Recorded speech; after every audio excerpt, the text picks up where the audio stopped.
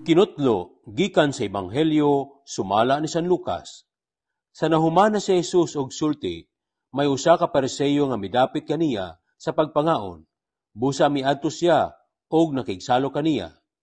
Natingala ang Pariseo sa pagkamatikod niya nga wala manghunaw si Jesus sa wala pa mukaon.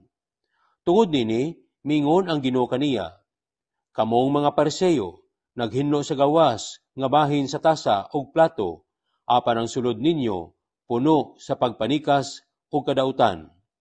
Mga buang, dili ba ang Dios nga maoy nagbuhat sa gawas nga bahin, mausab ang nagbuhat sa sulod?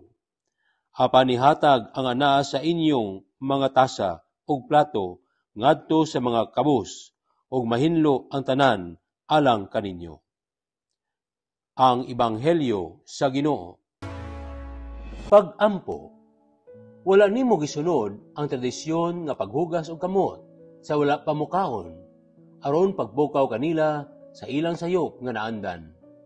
Mas nakatutok sila sa panggawas nga mga ritual ug dili sa kaugalingon nga kausaban ug kabaguhan.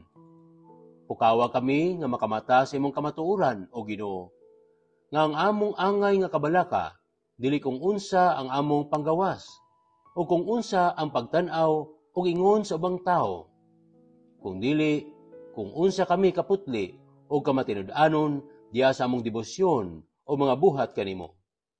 Himoa kaming imong pinanggang mga anak nga may putling kasing-kasing, matinud-anon sa pagpaubos o pagkamangihatagon. Amen. Salamat sa pagpaminaw sa Ebanghelyo o pag-apil sa mga pag-ampo alang karong adlaw.